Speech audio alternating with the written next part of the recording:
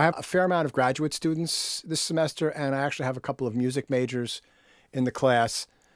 And I wanted to talk to you a little bit about, and I do this in all my classes, about how you actually go about fending for yourself in the music world. How do you go about making a living, right? So from my perspective, for those of you that don't know who I am and what I've done, I graduated from Queens College in 1982, and almost immediately after that, started working in New York City as a keyboard player. And I started working in theater pits. And my first job, like literally a few months after I graduated, was playing the keyboards in the original off-Broadway production of Little Shop of Horrors. And I stayed with the show on and off for 5 years, and I moved over eventually from going to playing electric piano, synthesizer, and organ to playing acoustic piano and conducting the show for the last 2.5 years of the run. And in that time, I took off from the show for a summer in 1984. I was in the Radio City Music Hall Orchestra, and I played the last summer show there called Gotta Get Away. I played synthesizers in the Pit DX7 and Prophet. That was an amazing experience, being in the complex underneath Radio City. It's just an amazing. The whole complex is incredible. Being in what they call the band car, you enter the pit from underneath the stage. The theater pit comes down from the stage level on hydraulics, and then it gets into this bottom area that's right into the band room, and that's called the garage. And they say that the pit is parked in the garage when it's down there, and you enter, and then when right before the show starts, the whole band cart just lifts up on these hydraulics so that the back of the conductor's head is at stage level, and then the rest of his body is below the stage level. And the way that the people on stage would see his conducting baton would be that he would have a baton that had a little light at the end of it. And there was a stagehand there whose sole job it was to make sure before every performance that right before that band car went up, that the light on that baton worked. Now that was a hard gig, let me tell you, man.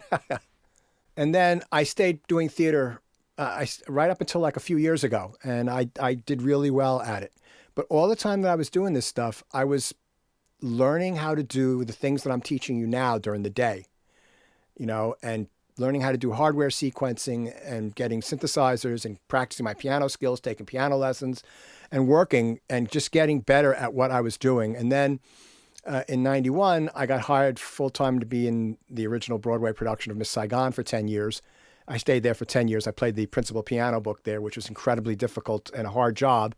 And then while that show was going on for 10 years, I came back to Queens and I got my master's degree, and I studied with Professor Heath and Professor Musgrave. They're both retired, and Professor Heath sadly is no longer with us. I got my computer and I started learning how to computer sequence, and I got better at writing. And then towards the end of the run of Miss Saigon, I started getting jobs writing music for television, writing production music, which are topical albums that are shipped out to broadcasters to use as background music on television shows, advertisements, any kind of visual media. So basically what I mean by topical is that you would get hired to write a couple of tracks on a CD, and maybe the title of the CD is retail or comedy or sports highlight music or drama or blues or big band. And basically you'd get a budget to do this, and everything for the production of music came out of the budget. That's how I learned how to do all the stuff that I'm teaching you guys now, was writing that production music. I wrote hundreds and hundreds and hundreds of tracks. Literally, I wrote stuff for Fox Sports, for Fox Television. I wrote stuff for NBC Sports, Killer Tracks, all these library companies. And I did that on and off for about a decade. And if I said that I wrote 800 or 900 tracks from that, I wouldn't be exaggerating. And I had to learn how to do production, complete production, recording live instruments, mixing, audio editing, all the MIDI stuff I had already learned how to do, but I learned how to do it better under pressure, and I was getting paid to work. And then I started getting film and television jobs, independent films, documentaries, theme songs for sporting events. And my biggest theme song is the FIFA World Cup theme that Fox Sports has been using for the past 5 years. Yeah, and I did stuff for the Big Ten Network, for Madison Square Garden Network, for Comcast, which would be NBC Sports, Fox Sports. I did a bunch of theme songs for them. ESPN, I've done a ton of work for ESPN, a lot of sports music, and documentaries for PBS, CNN, Oprah Winfrey's network, just like busy, busy, busy. But let's take the period of time as far as making a living and how I think you guys should think about it going forward after you graduate. So the period of time from, let's say, 2008 or so until now.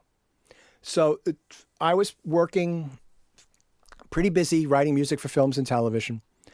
And I was still playing 3 or 4 nights a week, subbing at the Lion King on Broadway and doing other performances. I worked with the New York Pops. I played at Carnegie Hall a bunch with Dee Dee Bridgewater, with Wayne Brady. That was really incredible. I was the guy who could play in a rhythm section, who could follow a conductor, who could accompany a singer, could play in an orchestra. That's sort of who I was in the zeitgeist of things. But I was writing full time during the day. Then around 9 years ago, Dr. Smaldone gave me a call and wanted to know if I would start teaching these classes. So basically, I had 3 ways that I was getting a paycheck every week for about 8 or 9 years. Teaching, playing shows each week, and then doing my writing gigs. And the writing gigs, I wouldn't get a paycheck every week. I'd get a couple of paychecks over the course of a project. And but I had multiple revenue streams, right? So that, like, maybe I didn't sub at Broadway on Broadway one week, or there were no other piano gigs anywhere. I had writing gigs, or maybe both of those were dried up. I still was teaching. Where the study of this practice can be your best friend is that the only way to make money in this industry, in any of the creative, or in anything, really, the way that you create wealth is to create something that has value inside of a marketplace and to get it out into the marketplace. To create what's called IP, intellectual property. So in my case, the IP was all that music I was writing. I've written, since I started this, over 2,000 pieces of music for broadcast and film, right? That's like constant writing and creating and putting stuff out there. Now, are those 2,000 the rite of spring? No, they're not. Sometimes they're just simple piano pieces, but it's commercial art. You know, it's art in the service of where art and commerce meet. That's sort of how my concept for doing this stuff. And what happens is that this stuff gets out on the air on television. And there's a law that says if a corporate entity uses your intellectual property to generate profit, that you deserve to share in that profit. So for me personally, I'm in BMI, one of the performing rights organizations, of which in America there are 3. That would be BMI, ASCAP, and CSAC. And what these people do is they collect fees from people that use intellectual property, mostly on television, radio, not in the movie theaters. That's another whole story. Live performances, like Broadway or concert halls. And they use a bunch of methods, which would take me about a half an hour to explain everything, to figure out the value of your music and in its usage, and you get paid from that. And so after a while of doing this, right, my first BMI check was for $125, and I thought, wow, that was amazing. You know, I got this mailbox money. But then it started becoming like a significant portion of my income. So then that was a 4th revenue stream, right? That was happening all at the same time. So if I had no work, I still had music on television, bringing me income. Now, what do I do now? So I'm not playing on Broadway anymore. I'm not as busy. This year I'm busy, but in general, I'm not as busy as I once was with film and television. And there's another concept that I want to go through before I finish this lecture or discussion. About 4 years ago, I started getting burnt out. Literally from 1982 until about 3 or 4 years ago, I was working constantly, like one of the busiest pianist keyboard players in New York City and one of the busiest composers in New York City. And sometimes those would overlap. And then I was also teaching. It just got to be, there's only so long you can do that. Once you start getting a little older, it becomes more and more difficult to have the energy, and it starts the cumulative effects of that stress is not good for you. I'm not a big drinker or a drinker at all, so I don't drown my sorrows in alcohol to numb the pain. And so I started not feeling as well physically, and so I stopped playing live gigs, and I cut back film and television work so that instead of having a project all the time, last year I had 3 projects. This year I've got 4 projects. I'm going to have about a 6-week period where life is going to be insane. But once that's over, I'll have the summer free. And then late summer, I have another project that'll last for the rest of the year. And maybe something else will come up, but I'm not looking for it. And I'm teaching. I'm supposed to be teaching 4 classes a year. But this year I taught 5, which is 1 class too much. But what I did, I started transitioning away about 7 or 8 years ago, using all this technique that I've developed and technology I've learned how to use to put out my own albums of sort of ambient instrumental music. And I found avenues with which to get this music into the marketplace. And I sell music on iTunes and CDs, small amount. Every week I'm selling some singles and some albums, but nothing to write home about. But I managed to find a place where I could get this stuff on air that actually brings in a little bit of royalties, and that would be on Sirius XM. So they have about 12 to 15 of my songs that they're in steady rotation over the past 7 years. And so I've got that as a revenue stream now. I still have my BMI stuff. I'm teaching. I'm collecting a pension from my over 30 years of playing piano on Broadway. So I've got all these things all adding up to a comfortable living. What I want to say to you is there's two more points I want to make. The first point is that what worked for me is different now that you guys are going to be going out into the workforce. What worked for me doesn't necessarily work the same way. And you have to figure out those things that are happening now and where your talents and your creative abilities fit in to that marketplace and how you can get your stuff out there, right? So let's go back. Let's go way back when. When I was growing up, my heroes, musical heroes, aside from Charlie Parker and John Coltrane and, all these like Chick Corea, Herbie Hancock, Keith Jarrett, Bill Evans, McCoy Tyner. These were my musical heroes on piano. And, I just love that music and classical music and the blues. I love Muddy Waters and Little Walter and I love just all sorts of music. But as far as what I wanted to do when I was a pianist, I wanted to be like Nicky Hopkins or Larry Nichtel, Paul Griffins, right? You don't know who any of these people are. Some of you might, but the vast majority of you don't know who these are. Nicky Hopkins was an English pianist, and he was on albums by The Who, The Rolling Stones, Jefferson Airplane. I mean, he was played at Woodstock with Jefferson Airplane. He was on hundreds of albums. He was a session musician.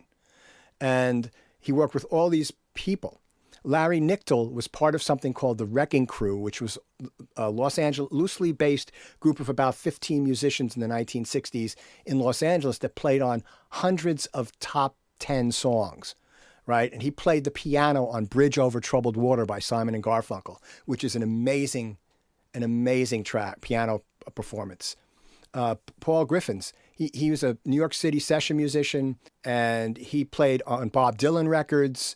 But when I was a child, the big record that he played on, I didn't know his name, but it affected me, was American Pie by Don McLean, which has an incredible piano part, like this gospel blues rock. I mean, it's just great. And there's a YouTube video where that piano part is exposed, and you can hear it and listen to it. And as an adult, I went back and listened to it. Was even more amazed than I was as a kid, right? And so these are the kinds of people that I wanted to emulate. But by the time I got out of college and started getting into that, trying to get into that world had changed, right? It was the 1980s. What was big in the 1980s? Drum machines, hardware sequencers, DX7. Programming a DX7 is insanely difficult. It's got a tiny little screen, and it was a very different kind of synthesis than the synthesis I learned, which was subtractive synthesis.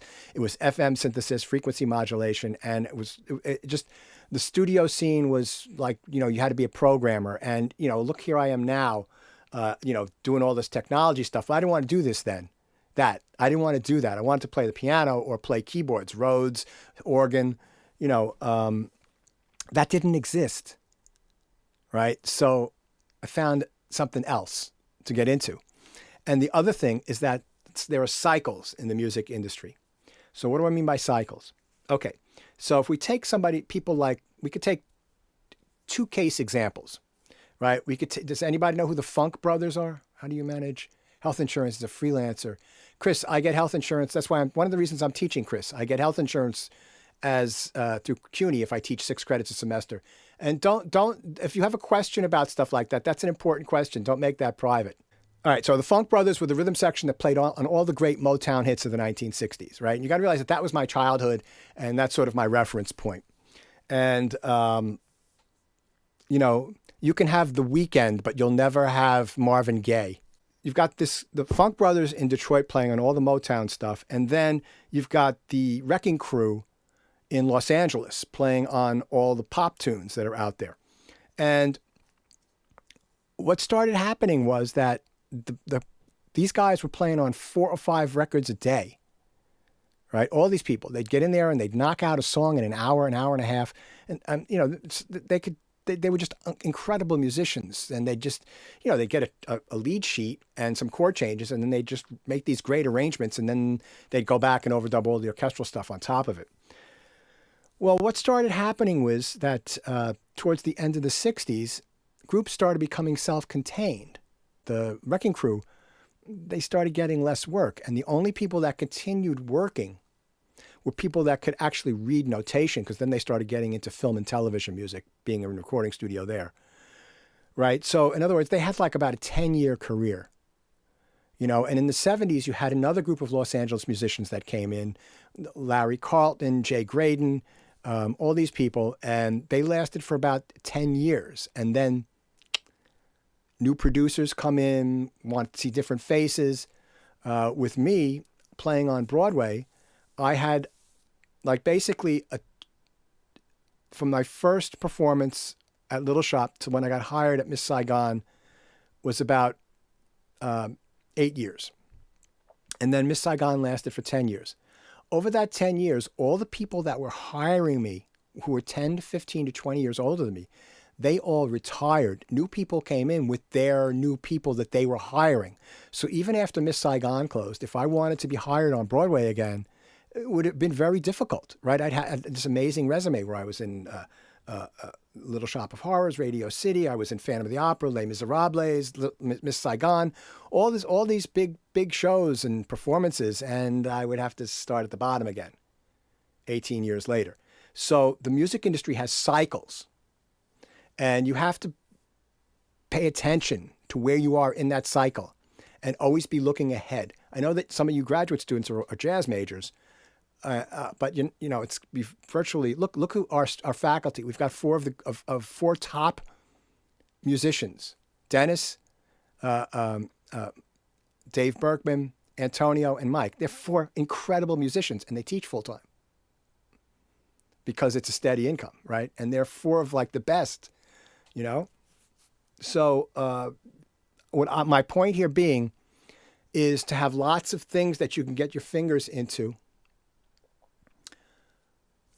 but create stuff. Find something that you can create that works for you, and find where that is in the marketplace. I can't tell you what that is. Let me just talk about the Funk Brothers once before I finish this, right? So they played on hundreds of number one songs, these guys, right? Well, Motown moved to Los Angeles, and those guys all stayed in Detroit. And then James Jamerson, one of the greatest bass players that ever lived, at the 25-year Motown television special, he had to buy a ticket to get in, and he died broke. Those guys all got paid well when they were doing the sessions, but once the session work dried up, they were used to a lifestyle where they were making six figures, which in the middle 60s was a lot of money. And then all of a sudden, they're back to playing in clubs at night for $15 a night. So, there's no guarantees in the business, which is why you've got to constantly be looking down the road a little bit and seeing, what skills you need to develop to get into that next bit. And I can't tell you what that next bit is, but it's something that you really should take what I'm saying and just file it back here and in the back of your mind and think about it. Like I said before, the people that hired me, the conductors and music directors and contractors that hired me, they're not working anymore. And some of them are not even alive anymore, because they were like 30 years older than me. So that's just the way that the music industry is, Oh, I know what I was going to say. So for me, what got me really interested in this IP business was I read an article in the early 1990s in a magazine about Paul McCartney's empire. And everybody thinks of Paul McCartney as being one of three things. He, depending upon how old you are, he was either he was either a Beatle, and still is. He was in the band Wings, or he's a solo artist. And while certainly all of those things were incredibly successful for him and did very well for him, his estate is worth almost $1 billion, and it's not from being in the Beatles. That gave him capital. But what he started doing in the late 60s, early 70s, and I don't know who told him to do this, but whoever it was a genius. Take your money and buy catalogs. So he purchased, one of his first purchases was the Buddy Holly catalog. So he owned all the publishing to Buddy Holly.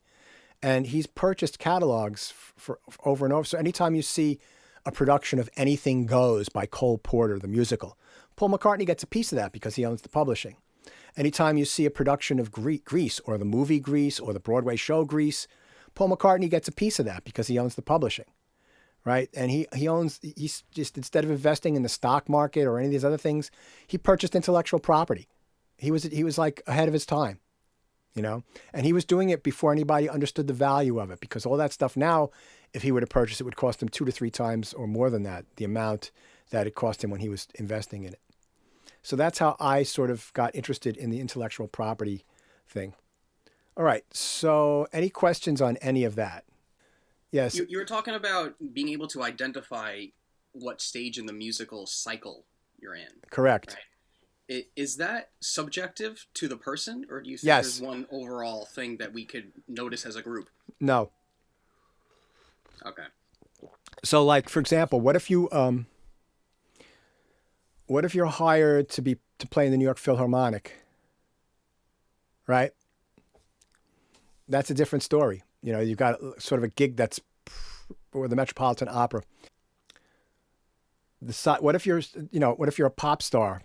You put out one album, you make an amazing hit with one album, but then you can't write anything else after that. Well, your cycle's one album. The thing is that if you're an educator, that could last a long time.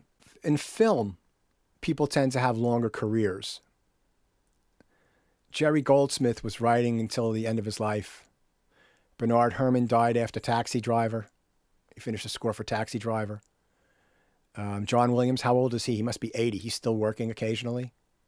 So in the film industry, people tend to have longer careers. But that cycle is different depending upon who you are, For example, if you're let's say you're a string player in the city and you work in the city and you're freelancing around during normal times, pre-COVID, right? You could actually put together a longer career, because let's say you work with St. Luke's Orchestra, maybe you play with the New York Pops, you sub on a bunch of Broadway shows, and you've got some private teaching. Well, most shows that have string players, and then you do some recording sessions, right? So what little ones there are left. So most shows that have strings, they've got more than one violinist. So they've got 3 or 4 violinists. So you could conceivably work for a long time with that. If you're somebody like I am, I'm a keyboard player, right? Well, in Broadway, most keyboard players eventually, what gives me the most satisfaction, I'll talk about that in a second, Paul. Most keyboard players on Broadway are expected to be conductors and to move up to becoming music directors, right? That's the career path. Well, I'd had a taste of that when I was in my 20s at Little Shop of Horrors, and I didn't like it. I liked performing the show and conducting it, but I didn't like everything else that came with it. So that when I got hired for Miss Saigon, I didn't really want to learn how to conduct the show and stand in front of an orchestra and a cast and wave my arms. So there was nowhere else for me to go. And I didn't know anybody else was going to hire me just to play keyboards in a pit, right? That's not really the way it works. They hire you because you'll do rehearsals and you'll be an associate or an assistant conductor. So my thing was a little bit different than somebody who's a violinist, So that's unique for everybody else. So Paul, I would say the things that give me the most satisfaction have changed at different points in my life, right? So when I was 23 years old and playing in Little Shop of Horrors, I thought that was the greatest thing since sliced bread because I wasn't playing weddings or in bars until 4 a.m. on Long Island anymore. And then I love writing music for films, and I love that. But then, now I like sitting at the piano and just improvising. That gives me the most satisfaction in creating stuff and doing these live streams. I'm really getting a lot of enjoyment out of that. That's not bringing me in any money, but I'm certainly enjoying doing it every week. So everything is different, and everything changes depending upon what section of your life you're in. I do my live streams on YouTube every Saturday night at 8 o'clock, right from in here on my YouTube channel. I've got a lot of people in this class that have taken classes with me before, whether it's recording studio fundamentals or film scoring. And I have a sense of your capabilities, and then there's a lot of first-timers. So what I want to do right now is I want to give you a sense of, we're starting out, and some of you, this is basically going to be review, the first assignment. Maybe you learn a few new techniques, but we'll be getting, I got to do stuff for people that are just starting out as well. So let me just switch screens here. Okay.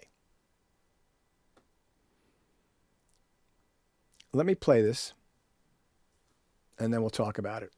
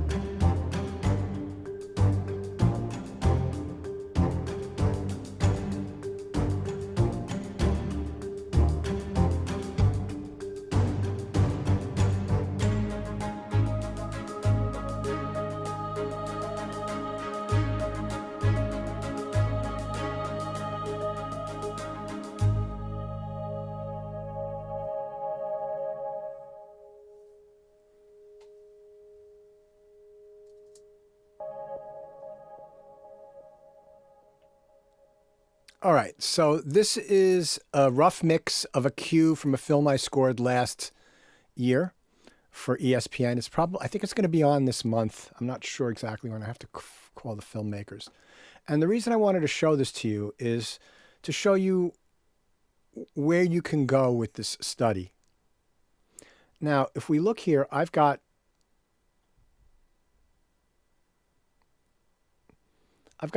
over 60 tracks in total. 60 tracks aren't being used, but what I did was I created a template for this film, and then I just opened that template up for each cue, and I worked from there. And what some of the things I want to show you is that the organization. So for this film cue, I've got winds, choirs, percussion, rhythm section stuff, and orchestral strings. And so the way I've got it organized is I've got winds on the top. Oh, there is a solo trumpet, but I don't think there's trumpet on this particular cue. I think that's just part of my template. Then I've got brass like I would have on an orchestral score. And then below that, I've got all my different choral sounds, choirs and vocals. And then I've got keyboards and pitched percussion. And then there's drum stuff underneath all these, some sound effects, some wood blocks, shakers. I've got my bass underneath my drum kits so I can keep them together for mixing. And then I've got a bunch of different string tracks, right?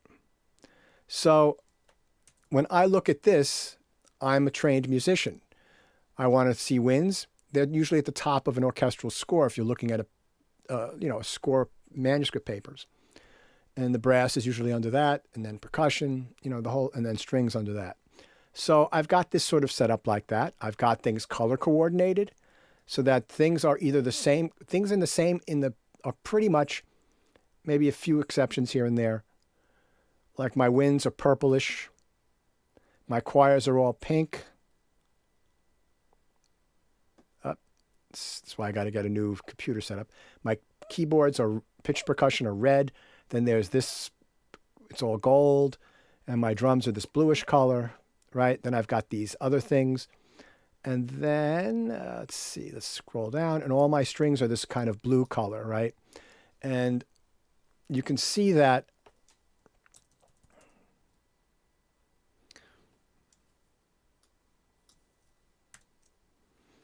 they're all color-coded in the track as well. So that's organization, all right? And then underneath that, I've got all my effects, which are here, and I've got them set up. And we will go into that towards the end of the semester. We're going to get into that a little bit more. And then I've got down here all stuff to do with the film down at the bottom. Then you see these on this ruler here, you see all these different colored areas. These are things called memory locations or markers, right? And basically, I put them in before I start writing, and they give me my structure of my score or my cue. Start simple, vocal, right? Just a little stuff. Then change, positive, refresh, strong. And each one of these markers has a different color. And the other benefit for this is if you open up your memory locations, which I'll show you this not today, but this is like where eventually you can go. You can navigate the score like this. So I've got each one of these memory locations is right here. And if I do on my numeric keypad, if I want to go to now we'll watch the counter right here. If I want to go to the second memory location, it's number 2. So I can do decimal point to decimal point and see how it jumps. And then if I wanted to go to the 9th one, decimal point 9 decimal point, and it jumps to the 9th one, right? That's way at the end of the score for the cue for this reel. But you can see how that helps with navigating and jumping back and forth in a large session. And there's other things you can do with memory locations. You can do screen sets where you just have 3 or 4 instruments up with a simple couple of things on the keyboard. And so it's very, very, very cool. And then let's look at our rulers a little bit more. You can see on the top here, I start off at 55 beats per minute right here. And then here I'm at 67. Here I'm at 72. What's this one right here? That's very small. Oh, 80 for a measure, right? So I'm changing my tempos as wherever I need to change, make the score fit. And then here in the meter, I start off in 4/4, and then I've got at measure 8, a measure of 2/4, and then at 9, I'm back into 4/4, then a measure of 5/4, a measure of 4/4. So you can change times to 7/8 over here.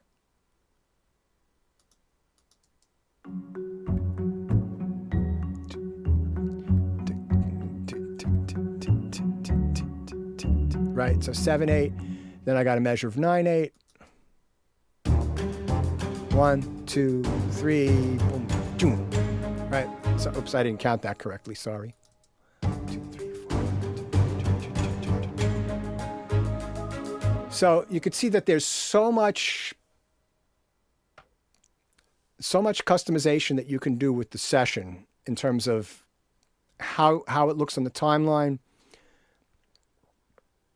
how many instruments you can have open, what it looks like when you're looking at it, color coding, putting memory locations or markers down, all this stuff. That's where you guys should go. But then there's other stuff on top of that. And we're going to get into some of that today.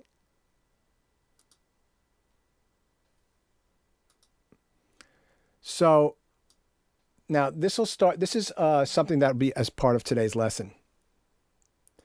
So when you're editing MIDI, there are 3 places that you can see MIDI in Pro Tools, right?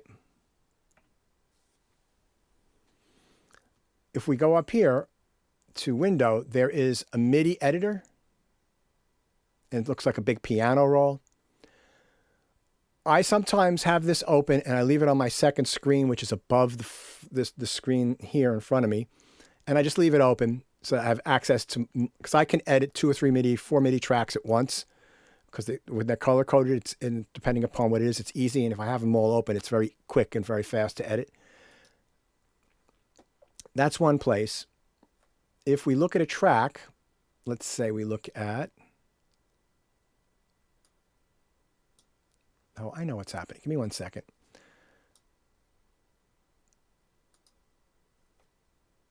Okay.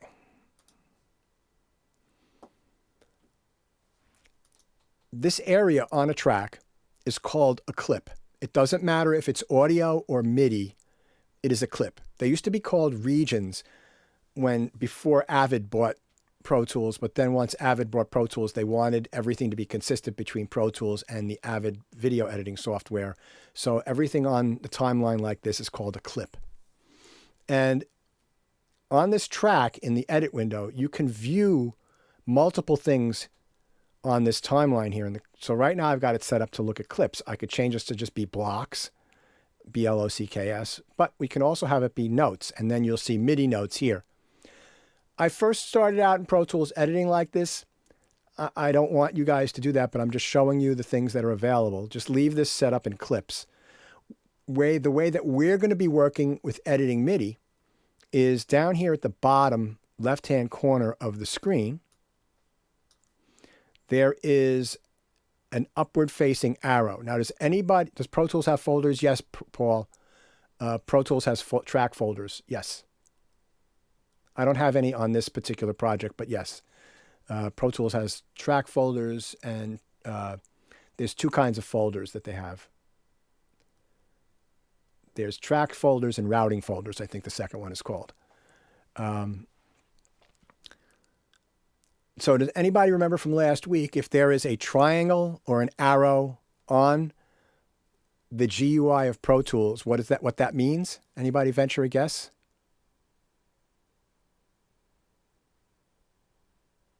There's more information or options available. Correct, right.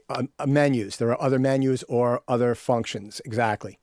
So in other words, if I click here, it pops open a menu, which helps me deal with my rulers. If I go here, right, it gives me my toolbar, not my rulers. Over here, it gives me my rulers. If I click here, it gives me the tempo map that I can draw stuff in, which I don't get into right now. And then, but down here, there's an upward-facing arrow. So if I click on that, it opens up a MIDI editor that's inside of the edit page. Now, I'm showing you this here, but this is going to become helpful on your homework assignment. So when you open this up, you'll notice that if you hover by some borders, the mouse changes to a cross, right? It goes from being an arrow to a cross. And that means you can click and resize things. You'll notice that the MIDI editor has its own toolbar. It's not as sophisticated as this toolbar. It doesn't have to be. How do you know that this toolbar is active? Well, it's really hard to see over Zoom, but when it's active, around the top border of here is a yellow or gold highlight. So if I click up here,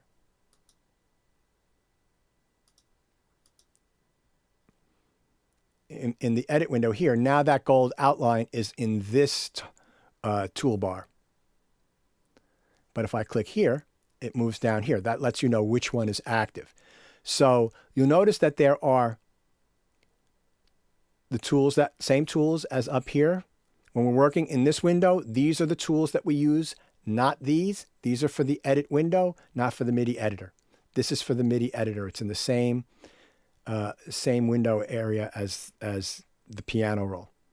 If we look over here on the left, we have something called tracks with a bunch of names under it. This is the tracks list. It gives you a list of all the tracks. Okay? Now, it has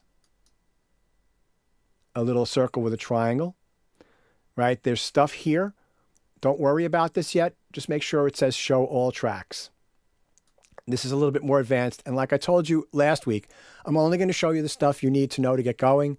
And we'll keep adding stuff as you get more comfortable with the basics. All right. So we look here and I've got winds. So it's the same order as my edit page.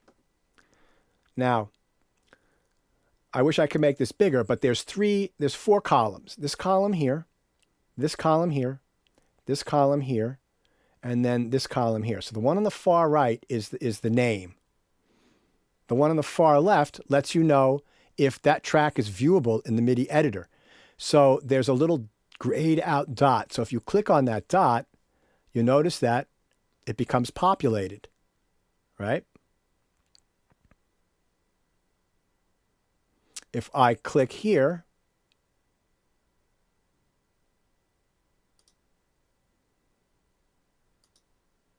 you can see that now that's my piano. And if I click on both of them, you'll see I've got 2 colored instruments here in this edit window. The pink one is my voices and the red one is my piano. So let's stay with our voices.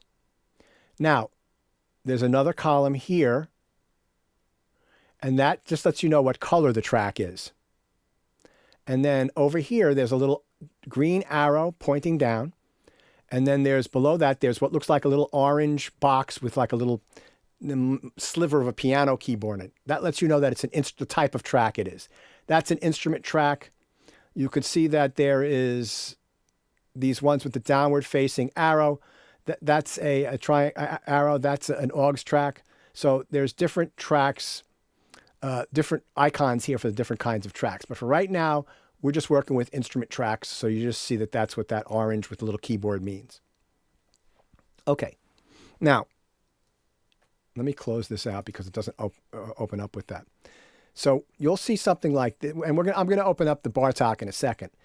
But you'll see here that this is what I played, and you up here in the upper left-hand corner, you've got solo, mute, and record. So you can record enable this track from here also. But this is good to know how to solo and unsolo it so that this is the only track that you'll hear when I play this.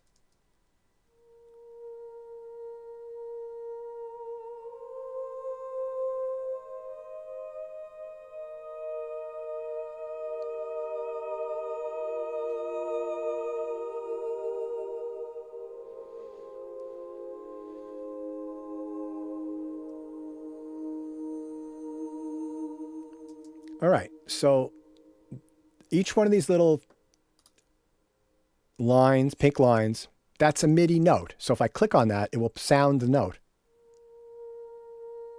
Let me actually show you the keyboard as well. So I'm going to click on that right now, and it sounds the note. You notice that they're different shades of pink. So if we go to our setup, we did this last week, and we go to Preferences, and we go to Display, MIDI note color shows velocity. So the darker the color, the higher the velocity. In other words, if it's dark pink, it's got a higher velocity, and I'm going to go over velocity in a second, and light pink is a lower velocity value.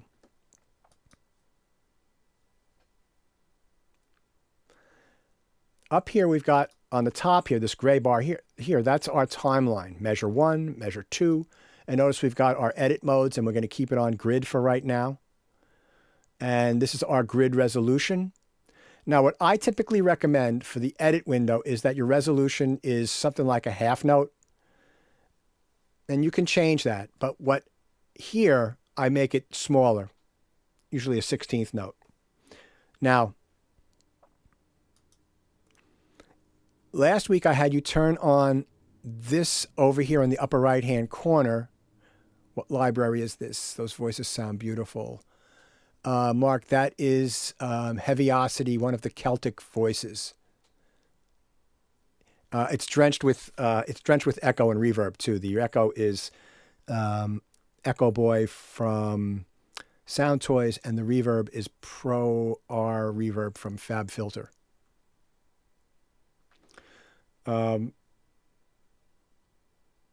Yeah.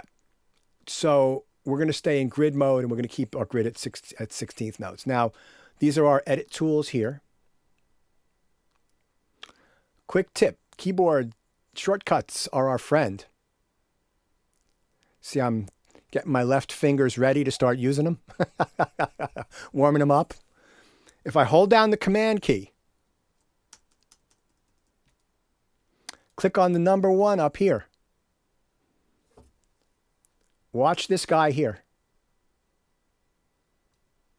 Boom. See that? It went over to the magnifying glass. If I click on 2, it goes to the trimmer. Holding down the Command key, click on 3, goes to the selector. Hold down the Command key, goes to the grabber. If I go to 6, it goes to the pencil. So those are the 4 that we're going to use.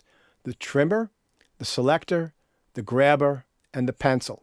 And why am I doing this? Because I'm going to do it with the mouse. So I get the mouse, I drag it up here, and I click on it, right? Well, I don't want to move my mouse. It's so easy to just do this, right? Boom.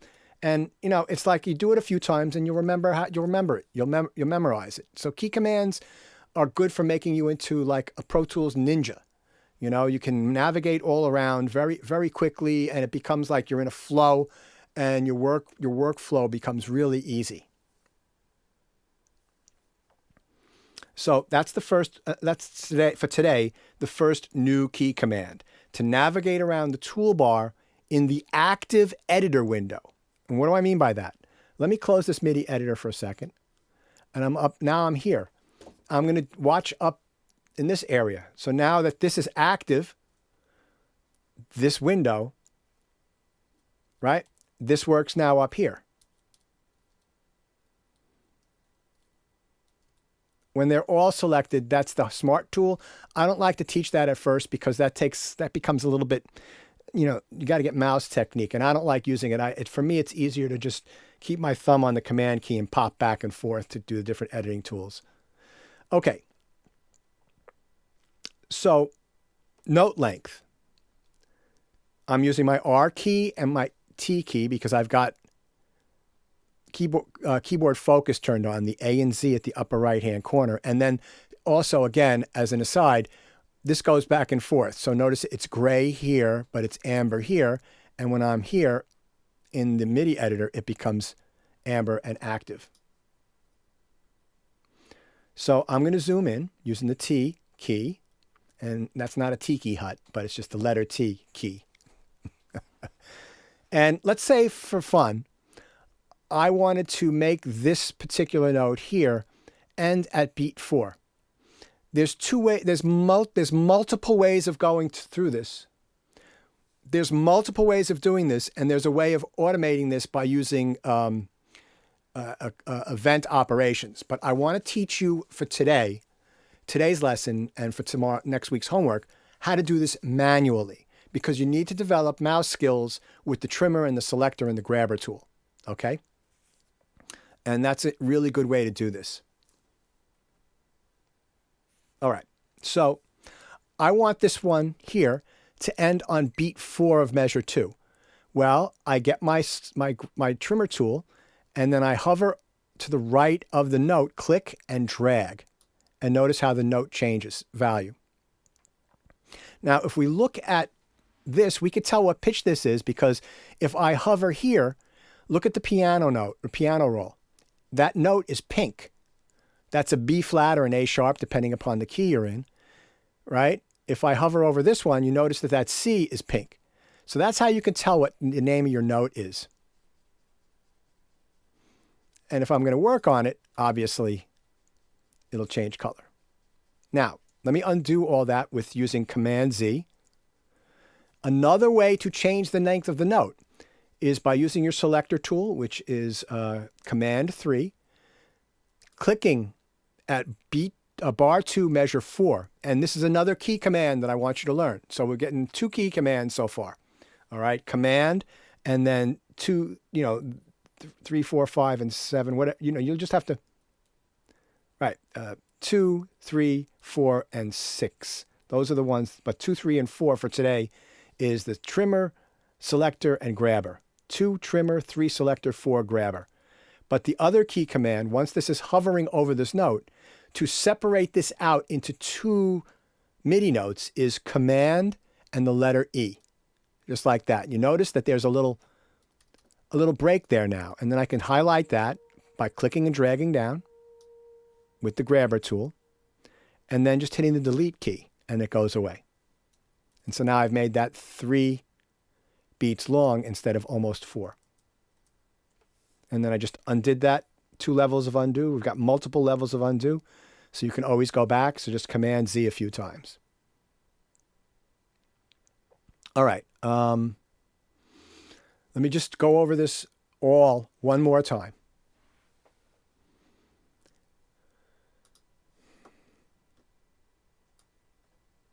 Okay, so I want to edit and work on this Celtic Vox right here. I showed you that there were 3 places in Pro Tools where you could edit MIDI notes. There's a MIDI editor. You can edit it right in the track. But what we're going to use is the MIDI editor that is part of the edit page.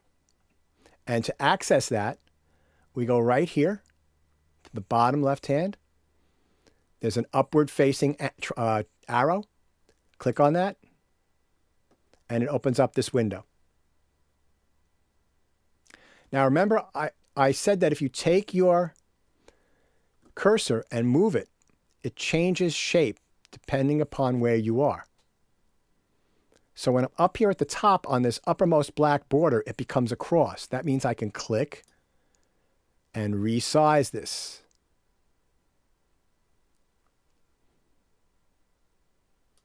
Notice when I'm on the bars and beats ruler, it becomes the selector tool, which makes it easier for you to select an area. But down here, it becomes a grabber. Okay, now over here is our track list. Now again, this can be resized also. If I hover between this pink bar, and I'm going to show you how to do track colors later, and there's a little border to the left of that. You have to just find it. You might not get it at first. It's kind of a little wanky, but once you do it a couple times, you'll know where it is. You can click and resize this as well.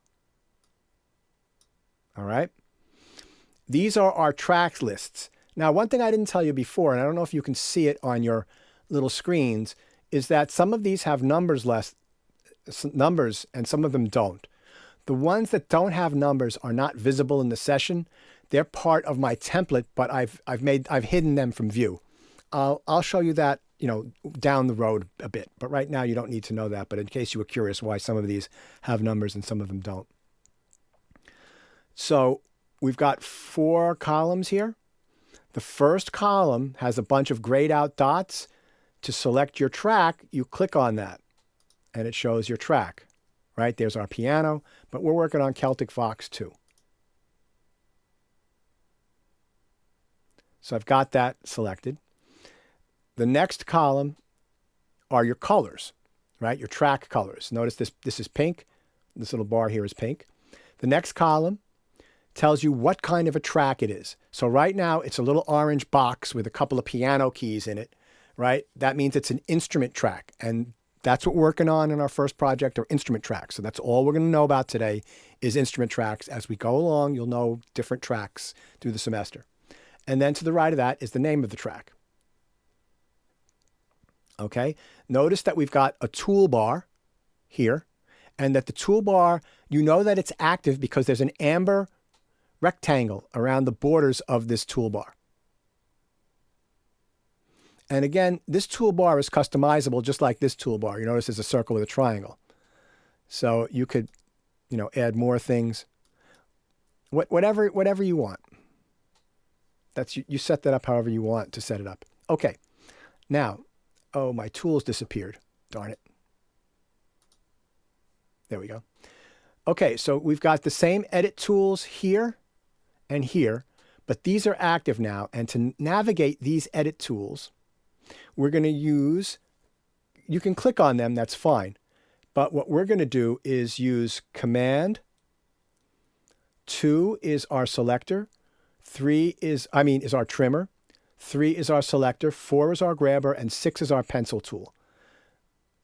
Those are the 4 that we're going to use this semester.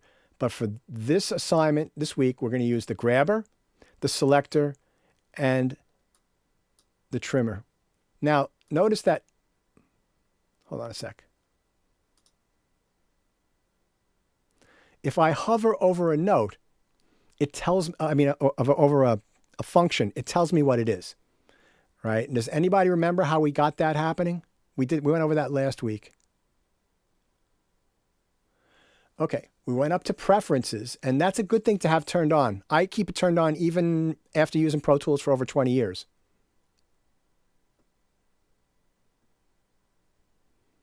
Make sure your tooltips are turned on. So you go to preferences, you go to setup, preferences, display. So it's the first tab, and tooltips. Make sure function and details are checked. And that is helpful when you're starting out because it'll give you a little tip. So if I hover here for a second, pencil tool, grabber tool, selector tool, time compression expansion trim tool, pencil enabled track. It's not working for all of them. Okay. Over here, we've got record, solo, and mute. They only deal with the tracks that are selected in this window here that are shown on the edit page. So if I wanted to solo just these voices, I would click here. So the S is, and remember to turn that off when you get out of this. Otherwise, they'll be soloed and you'll be wondering why you're not hearing anything else. So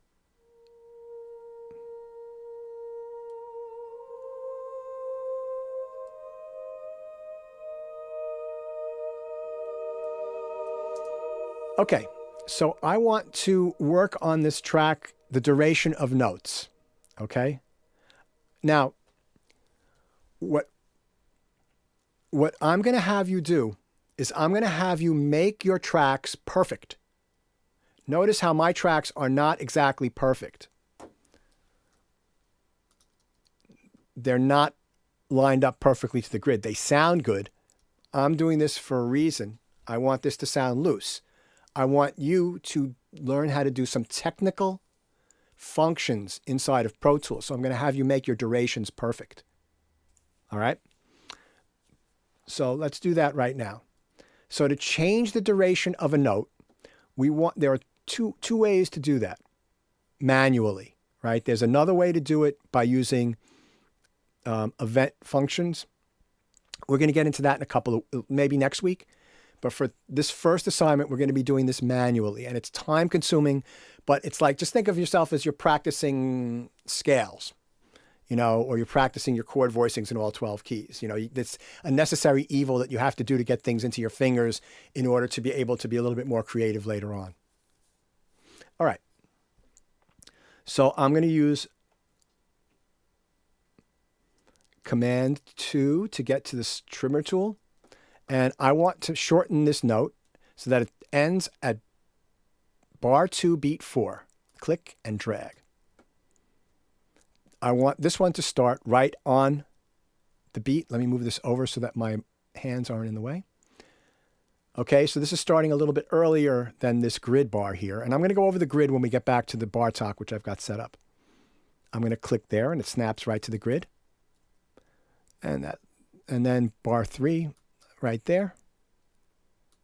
See, I'm just going to have these things all be perfect, and I can just snap them right to the grid. I've got my grid resolution set up, right? And I can just grab these out. And so this is, see how quickly I do that? Now, there's another way. So I did all that manually. It took like 10 seconds. And now that's all perfect. Not the most musical thing, but as an exercise to learn how to do these techniques, I think it works well. Now, one other thing you can do is notice how there's a chord here. Let's get this over so you can see it a little better. 3 notes. I want all those to start at bar 6, beat 1. So if I hover in the timeline ruler, click and drag, those 3 now are highlighted. If I click on one here, notice they all snap. So let me do that again. I'm going to click and drag, and notice all 3 of these notes of this chord are selected. If I just click on one of them to snap it to the grid, they all move. So that was a double click. Let me just do that one more time. So I click and drag, right? Those are all selected. So if I click once, the highlight goes away, click again, and boom, it's all snapped. It's a little quicker than going boom, boom, boom. You could do that. So, all right. So this is, we're going to leave this here, and I'm going to open up the bar talk. Hold on. So you're only changing the note start. Right. I can change the note end. I can change that. Yeah. So what happens if you want to make a note longer? Thank you, Mark. That's a good question. How do you know the duration of note from MIDI editor? Yes, I'll go over that when we get to the bar talk, Andrew. Good questions. Everybody, ask questions, even if you think it's a stupid question, because I assure you, you're not the only one thinking that. There are no stupid questions. I'm here to impart knowledge, not to make you feel stupid. All right? When you've been doing this for 10 years, you'll be able to, or after the end of the semester, you'll have all this stuff down. You'll be able to do all this stuff. But right now, you're just learning, just like, baby steps. So ask questions, please. I implore you, ask questions. I'm happy to answer them. So if I want the end of the note to change, I can just simply drag it out like that.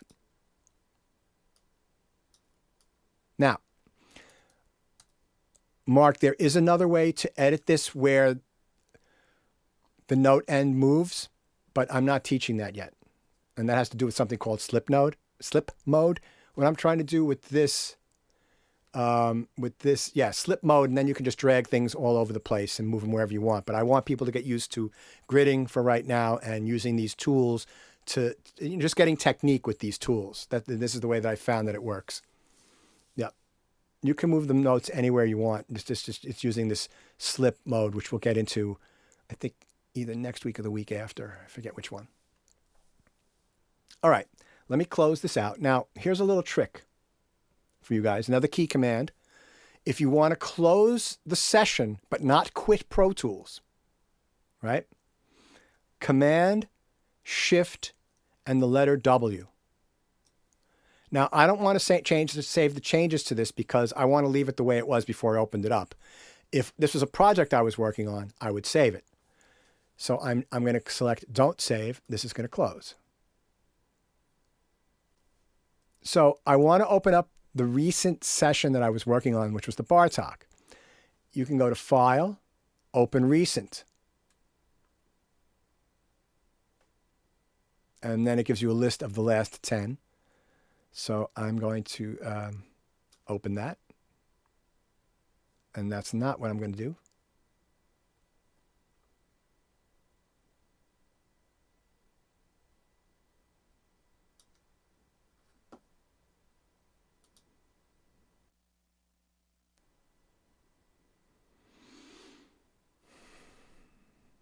Okay.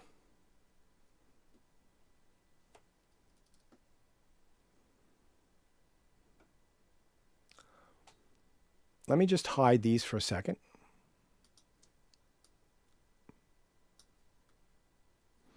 So this is the first 10 measures of the Bartók violin duet, played really sloppily. And the reason that I'm doing that is so that we can have some practice. Now, before we go on, you're going to be doing an arrangement of this, right? I want to play you one I did in an afternoon. You know, I did this maybe 7 or 8 years ago when I first started teaching this. So let me just play this for you.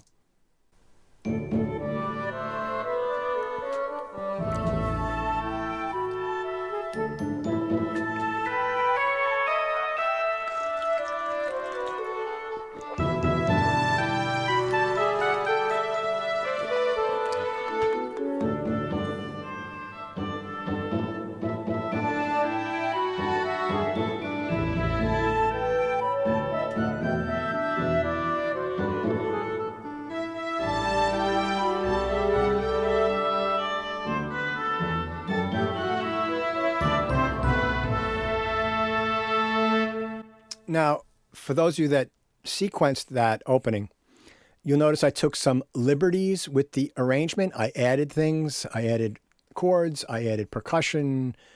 And I changed the octave of things. That's all for you guys that are graduate students. You could think of this as it's an orchestration assignment as well as a sequencing assignment. You know, whatever you can do to expand this out as we work over this for the next couple of weeks will be really, that's up to you. So before we do anything, we want to color code. Now, if we look, I've got on here a brown border, and yet this is blue. That's because it wasn't set up properly. So we need to go to our setup before we color code. And we went over this last week. And on the first tab, we've got our color coding area here. And we want to always display marker colors. MIDI note shows velocity. MIDI note color shows velocity. And then our default track color coding is tracks and MIDI channels. And the default clip color coding, so that means the color of the clip inside the track is the same as the track color. So I'm going to take a little photograph of this. I did this last week. I'm going to take a screenshot of this, and I'm going to pop it in the chat so that you can... All right, so now notice that the color of this is the same as the color of this. So how do I get these tracks colored? Well, if you click on this track color code bar here, double click on that, it opens up a palette. Now with you guys, it's probably going to come set up looking kind of like this, right? So if I watch what happens in E flat, by the way. That's a bad club date joke. All right, so if I click here, notice I changed the color.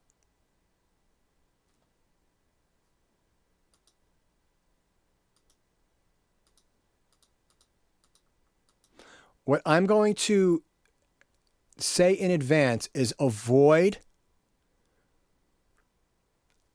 bright yellow, bright green, and bright pink is okay, but avoid bright yellow and bright green, the top ones on MIDI tracks, because there are things that that will be difficult to see in what's called the editing lanes of the MIDI editor, which we'll get into next week probably.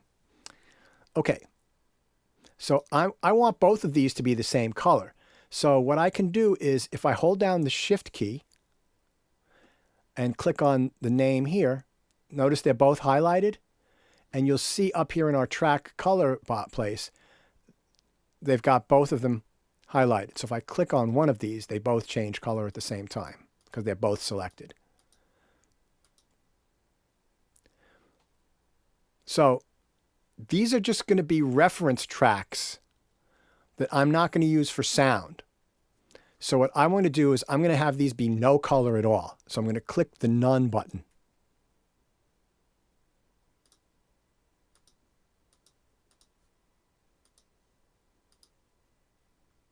And they're just going to stay like that because these are reference tracks. And what I'd like to do is be able to look at them and know that they're reference tracks. And the reason I would do that, the way I can do that is if they don't have any color coding to them. There are those of you that are undergraduate MAP students. You're doing easier Bartok pieces if you can read music, and you're going to make up something simple over 8 bars or so for 2 parts. If you can't read music that well, but I would hope that you could read one of those easier ones. Does everybody have those? So you've got the latest, Jinhee, you've got the latest version of Pro Tools. That's what it is. So what I would say is that when your Pro Tools all black, like it doesn't look gray like this. Is that correct?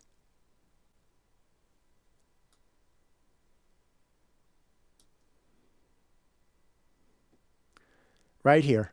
I hate the black mode on Pro Tools. Right. Yeah, it's hard to see, right? They're trying to be cute and make it look like Studio One or Cubase or something like that. So if you go to here, all right, let me show you how to fix that. Thank you. See, this is why it's good to ask questions, right? You get answers, and sometimes I don't know the answers. I've had to figure out stuff that students ask, which is really good for me. So I've gone to my setup and my preferences, and in my first tab, the UI user interface theme, classic or dark. So what you'll have to do is select the new one comes defaulted at dark. Switch it to classic, hit OK, and then you'll have to restart Pro Tools, and then it'll take effect. Okay, and that should take care of the issue. Now, you've got eighth notes, right? And you've got quarter notes, and you've got half notes. You've got a dotted eighth note. And those are the basic rhythms of this piece. There's nothing really tricky about it. There's notation, and then there's what it sounds like. So if I played something like this,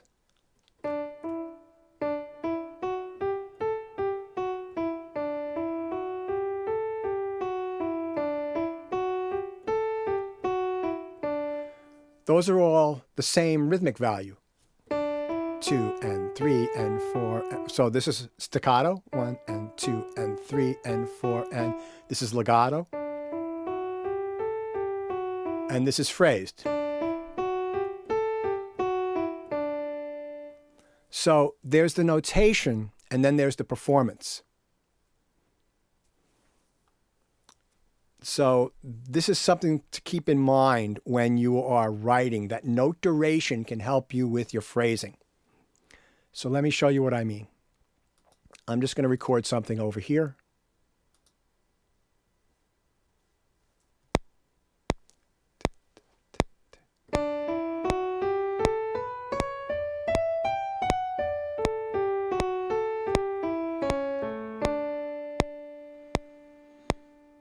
Right?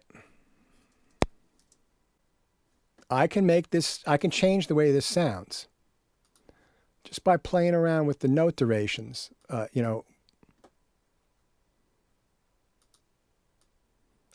I'm just quickly doing this.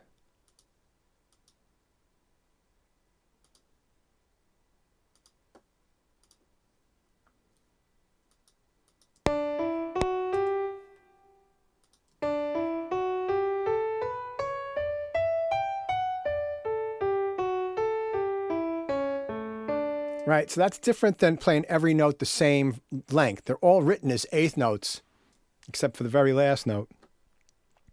But the duration is how you phrase things. So let's take a look at the first one. So we're going to open this up here. And basically, to start off with, I want you to make these all perfect. the exact length that they're supposed to be. So for this first note, I'm going to click and drag and then click. And if I've got my grid set up to 16th notes right here. All right. And the way that you could tell the duration, Andrew, is in the timeline here, right? Beat 1, measure 1, beat 2, measure 1, beat 3. So you know that this note here is 1 beat long. Okay. Now, I haven't talked about ticks, but I'll get into that in a second. So I'm just going to quickly make all of these perfect.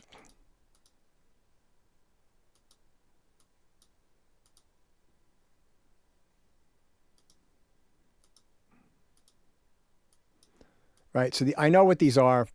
You could tell if you've played it indecently. And this works with the easier bar talk as well that the undergraduates have.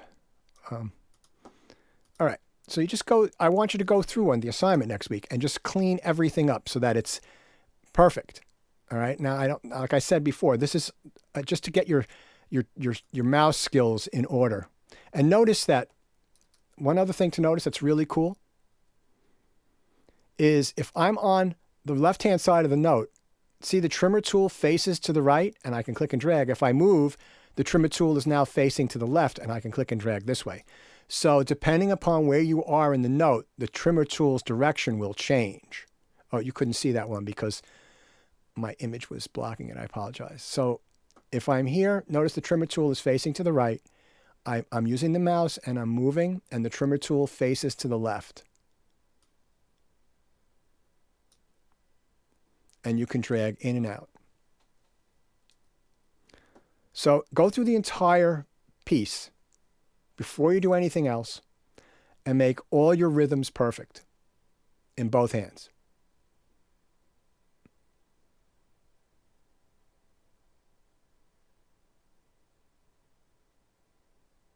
All right, so that's the first part of next week.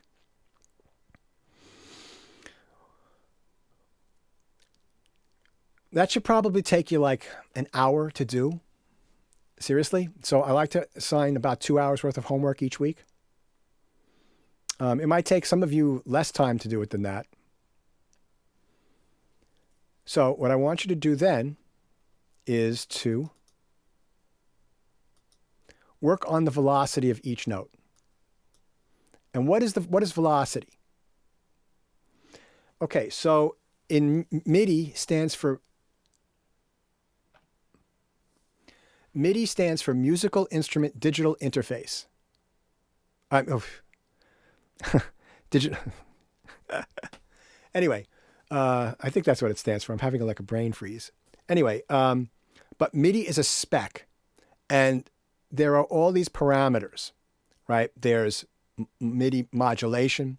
There's panning is a MIDI spec. Volume, expression, velocity, breath control, sustain pedal on, sustain pedal off. All these things are part of the MIDI spec, and the MIDI spec has 128 or 127, depending upon who you talk to, functions, and each one of those functions has 127 or 128 values. There's a more high definition MIDI spec that's being developed now that hopefully will be out, and MIDI is incredibly robust. MIDI's been around since 1984-ish, and it's used all over the place. If you go to see a big show at Madison Square Garden or something, MIDI's running the lights. You know, there's probably some guy in the basement or girl running Digital Performer with all the light cues and all the backing tracks all lined up in Digital Performer, and it's controlling everything. On Broadway, it's used to control the lights and all sorts of stuff. So MIDI is a very robust spec, but we're going to learn more about that as the semester unfolds. But right now, the first thing I want to talk about is velocity. So if I'm playing the piano,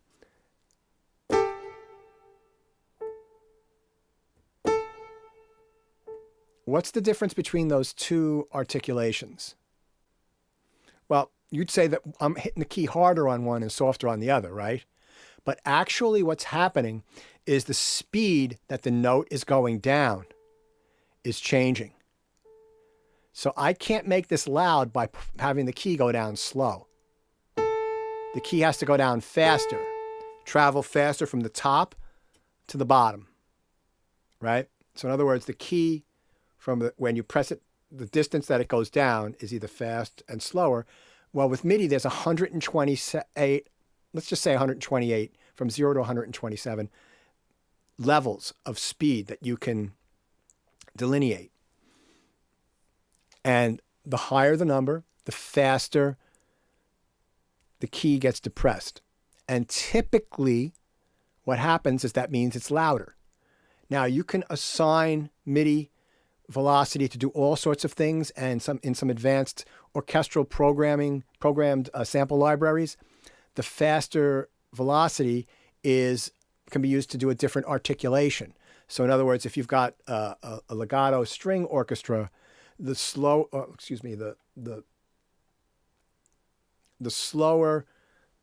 depressing of the key gives you a nice portamento where you slide between the notes. And if you press the key down harder, it doesn't get louder, but there's less of the portamento, right? And then you change the volume by changing a parameter called modulation, right? Which is assigned to the dynamics, or expression, which is assigned to the volume. So there's all sorts of functions available with MIDI, but the first one that we're going to use today is velocity. So what I want you to think about is that this is two-part, this track here, right? There's a melody and then those open drone strings. We went over that last week. So which one should be more prominent?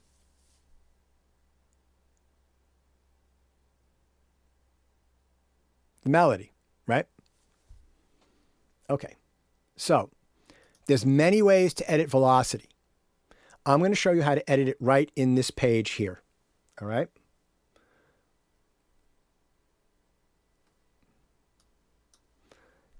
If I hold down the command, if I'm using the grabber tool and I hold down the command key, notice as I hover over the note, it turns into a trimmer that's sideways.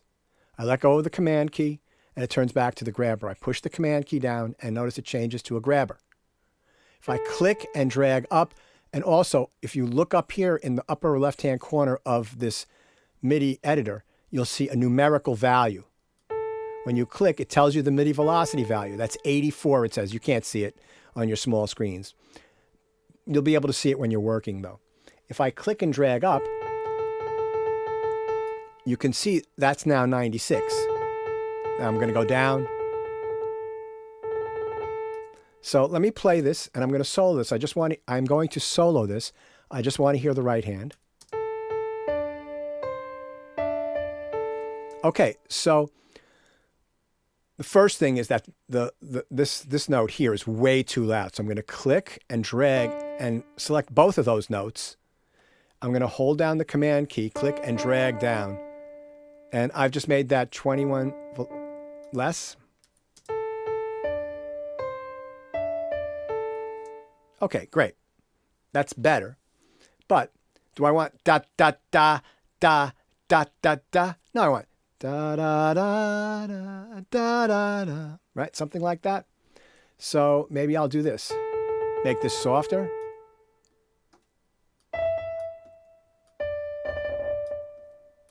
And now I've done a little phrasing there. Now, this one's too loud, right?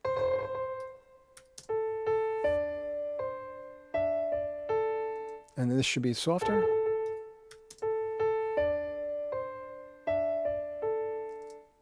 So I've just created a phrase, musical phrase with dynamics, all right? And again, there are different ways to do this. I'm showing you one way. This keeps us all in one window, and we don't have to get into the editing lanes, which we are going to get into those, but let's just take baby steps at first, you know? So again, here's what you're going to do. You're going to go through the whole piece. The first thing you're going to do is you're going to get your rhythms correct. You do that, you take an hour, you do that, no problem. Then the next day, or maybe you split up the one piano, the right hand, you just work on the rhythms one day. Then the next day you work on the rhythms for the left hand. Then the next day you work on the velocities for the right hand. And then the next day you work on the velocities and phrasing for the left hand. Right hand first, then left hand, or whichever, one day for each function, right? And maybe you spend half an hour each day doing each one of those things, and there's your 2 hours for the week, which is better than doing 2 hours at 2 in the morning, Monday morning, trying to finish it up. It's to just schedule out your life and get these things in order. Now, those of you that are going to be doing this piece or the other piece that looks kind of like this, right? It's much easier. What I would say for you is start off a little bit softer with your velocities here and gradually build them up as you're going up the scale, and then softer going down the scale. All right. And, you would have to make a determination whether you want to start this off softer and get louder as you go down to the bottom, or start this off at the same soft and get louder. Start this off loud and get softer as you're going down. So you would have to make that artistic choice. I'm going to leave that up to you. And also if you're doing this one, it's the same thing. All right. Okay. So let's say that now going forward, don't go too fast. Don't go too far. Just make sure you understand and you get the small arrows on the top of the MIDI edit window. So basically for next week, you're just going to do the MIDI editing for this or whichever Bartok you've picked, or your little piece that you've done for those that can't read music. Now, I just want to talk a little bit more specifically about going forward. So those of you that had film scoring class with me last semester, which is a bunch of you, I encouraged you to download a bunch of instruments and use them for our class, which made your film scores sound better. For this class, I'm going to request that you only use, for this assignment and for the first couple of MIDI assignments, Mini Grand for your piano and Expand 2 for your instruments. And there's reasons for that. Expand 2, there's a couple of sounds I've actually used on film scores. And when it first came out like 15 years ago, it was very good. It's a little long in the tooth now and needs to be upgraded. But there are things that are on Expand 2 that I want to teach you techniques about automation that are easy to follow on Expand 2. So just do your best with some of the sounds. The Bartok violin duet that I played you, my arrangement of it, I did that all in Expand 2. Okay, so I'm a little fried from that. It's a little bit difficult for me doing these classes because I have to I'm making sure that my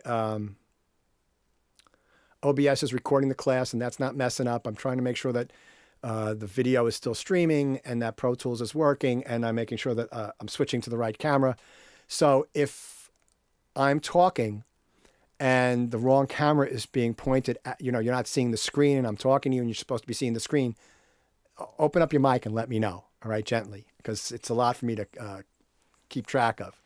And it's a little confusing still at times, especially when you're starting to get half-heimers like I am at my advanced age.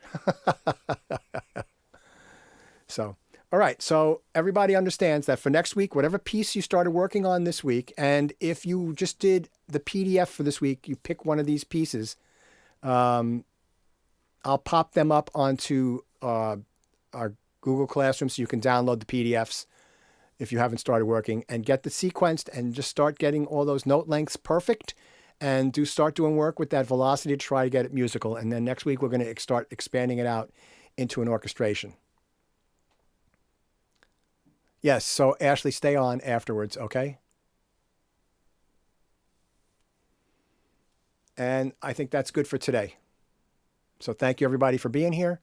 And this will be up on YouTube in a couple of days, within a couple of days, hopefully by tomorrow afternoon, but maybe Wednesday. Depends on what happens. All right. Have a good one, Professor. See you. Thank you. You too, Salita. Thank you. Thank you. Thank you. Thank you very much. Shoot. Oh, Ken, nice to see you, Ken.